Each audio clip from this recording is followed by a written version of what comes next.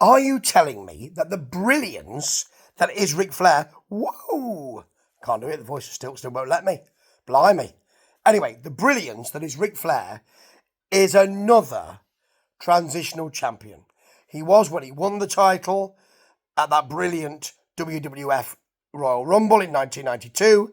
He then won it, he lost it, won it again.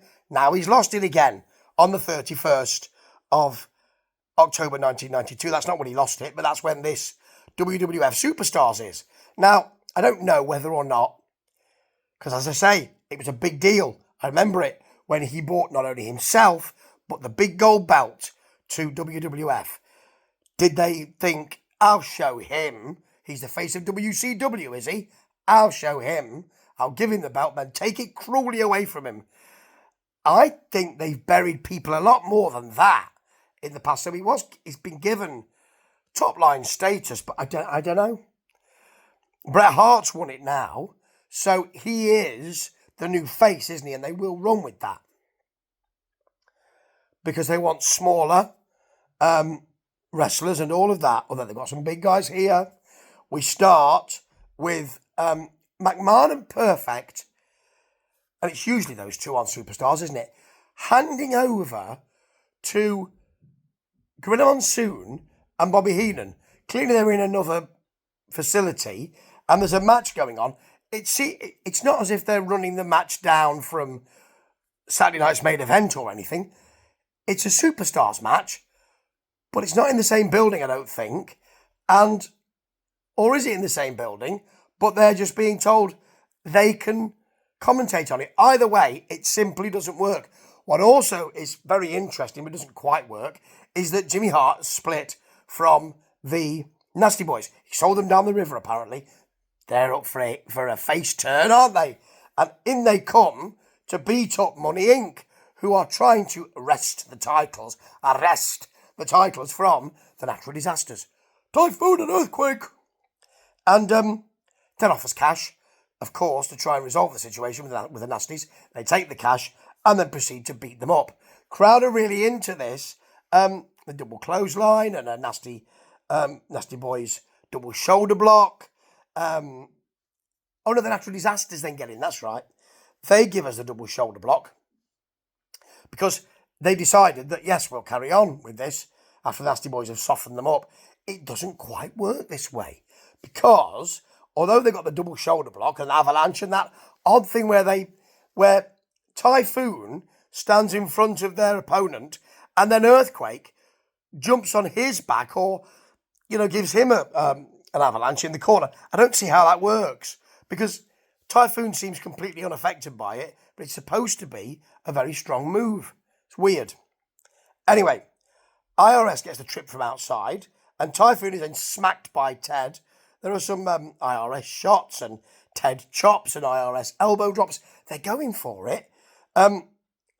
Tries to get Typhoon up, of course, does IRS. Tries to lift him, couldn't even shift him. And it's reversed by Typhoon.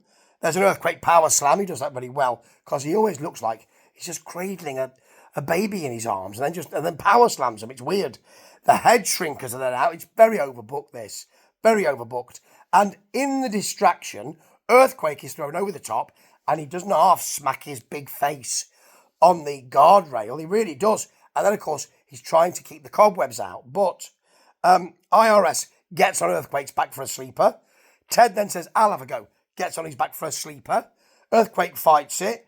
IRS says, let me have a go. Back on his back for a sleeper. And then we've got the $1 Million Dream. Ted says, come on, let's get the big guns in. He might not have said that. But $1 Million Dream. There's a 3-arm drop spot. And I think that third arm, the third time, he's going to... Oh, no, he's not. It's dropped 3 times. And Money Inc. are the champs. Jimmy then runs... Well, Bobby Heenan calls him over. And they embrace. He and Heenan embrace. There's a little interview with Hart. The Nasty Boys are out. Tell Hart to go and take his chair with him. As Gorilla Monsoon says, I've been trying to do that for 5 years. They worked so well together. They really did. But a hammerlock on Jimmy.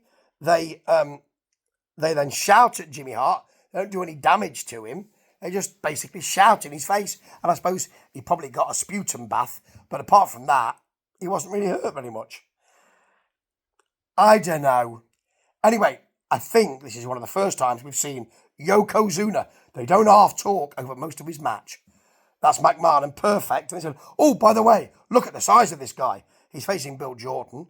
That's a Uranagi, a leg drop, which Jordan sells well by flip-flopping around on the mat and kicking his legs. Very good. Belly-to-belly suplex, and then a little smile to the camera. Not like that. That was a very winsome smile. He didn't do that. But from Yokozuna, an uppercut in the corner, and then that thing when he gets on the second rope and sits on his chest. It's a terrible move. It really is. It's not a Vader bomb, is it?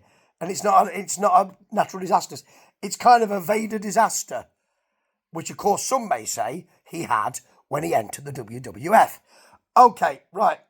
Nails has got a billy club and spit running down his face. Undertaker wants him to leave because it's his match next. They look at each other. Are they teasing a feud? I can't remember if Nails had the feud. He's got to face Big Boss Man next in Survivor Series. We're running up to that, aren't we? Survivor Series in a cage match. They will both be shown standing behind a cage just to show you that it's a cage match. And to show you it's a cage match, we've got a cage because it's a cage match with a cage. Yeah. Anyway, Sean Mooney tells us that Macho, he introduces Macho, telling us that Rick doesn't have the gold anymore and he wants to fight Razor. And then, more or less it. Apart from that, Bam Bam's coming. He's coming back. And he will very soon face Lawrence Taylor, won't he, at WrestleMania? So that's something to look forward to. Tatanka is facing Dale Wolf. And Doink's in the crowd. I think this is the first time we've seen Doink.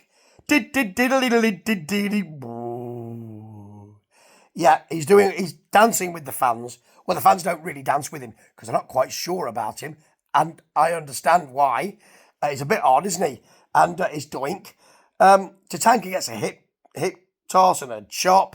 Does the dance of the tomahawk chop or the Tommy Hawk chop, as it was called in Mid-Atlantic by Bob Caudle. And then another one and a slam. And he dances and gets the Death Valley Driver for the pin. And it was only okay. And they're going big on Tatanka. He will fight, yes, I am a model, Rick Martel with that arrogance and all the rest of it. And we've got a new face. Joe Bevans or Bevans. I don't think he was there for long. I don't even remember him. But he's out talking to Flair and Razor. Razor Ramon takes such a long time. He's so particular on his words. He's just like, hey, you haven't got the gold anymore. Well, maybe I will get the gold. Look, I still got mine. Put some energy into it, mate. I know you want to be very particular. You want us to see what you're saying or hear what you're saying, but blimey. I mean, I'm used to wrestlers screaming and shouting all the time. It's a bit weird. Okay. We've got Nails climbing a pole to show us that he can grab the nightstick that he's going to use on Bossman. So hang on. They're in a cage, right? And are they also going to have a billy club on a pole match within the cage? He said, messing around with his glasses. Or is that a separate match that they're not? Are they going to have the cage match and then I'm confused. I could have zoned out. I might have made myself a cup of tea. I could have done because the whole thing was bloody awful this week. Hacksaw's telling us to vote. Oh, you might as well. Tough guy. Yeah. And Paul Bearer is in Undertaker's private workshop. They were the actual words. And it's a coffee match with Kamala upcoming. I think I can't remember this Survivor Series at all, you know. I think it's a Survivor Series. So we're not really talking about Nails. They saw him having the stare down with Nails, but he's not really fighting Nails yet. He's fighting Kamala. So they kind of shot their bolt a bit too quick on that one. And he's planing a piece of wood. I don't think they have told Undertaker what planing a piece of wood actually is. Because what he's doing is he's clonking it as if it's some kind of hammer. That's not how you're playing a piece of wood, mate.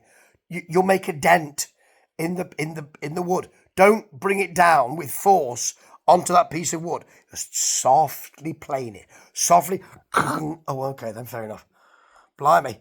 I mean, I don't know who's ordered the coffin. I think it's their own coffin. Because let's face it, nobody's going to want a coffin like that with an enormous hole in it all over the place, actually. Because he doesn't have proper planing technique. Can't believe I'm talking about WWF from 1992 and mentioning proper planing technique. But there you go. Right.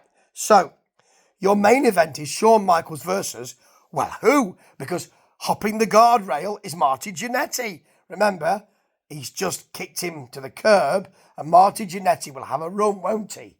He'll even capture the Intercontinental title, which of course is round the waist of the British Bulldog, who seems very confident at the moment. Don't get too confident, mate. He'll even capture that, won't he, from Shawn Michaels for a little while. And then, yeah. Was he with the New Rockers? He was with Al Snow, wasn't he, in the New Rockers? I think. Anyway, High Energy are on next week. Coco Beware and the Rocket Owen Hart. That didn't last either, did it? No, not really. Anyway, he does beat up Shawn a bit, and Sherry's there with the mirror. He goes to hit Shawn with it. I don't know. I think Shawn was supposed to have pulled Sherry in the way of it. Certainly got clonked with it, and Marty, oh my God, I can't believe I did this. I don't think he speaks like that, but there you go.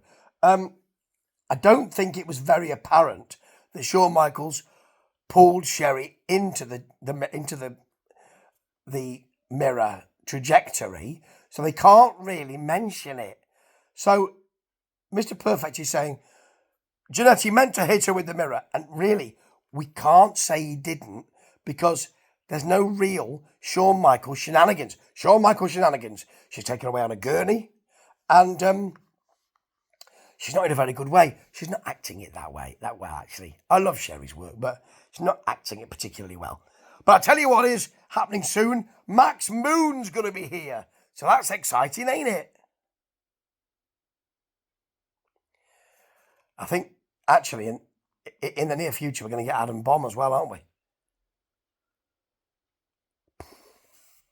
Yeah, this was blooming awful, and they're making their way to Survivor Series, and the card does not seem very exciting to me. It's a real downbeat situation. The tag title stuff was quite interesting, but they tried to make it special by bringing in Gorilla Monsoon and Bobby Heenan, and that did make it a bit special. But everything else then kind of paled into insignificance. You've got, established superstar versus jobber, and it looks like they're trying to create something, but it just ain't working. Did I enjoy it? Yeah, of course I did. I'm a wrestling fool. And Doink and Max Moon are coming. Ta-ta.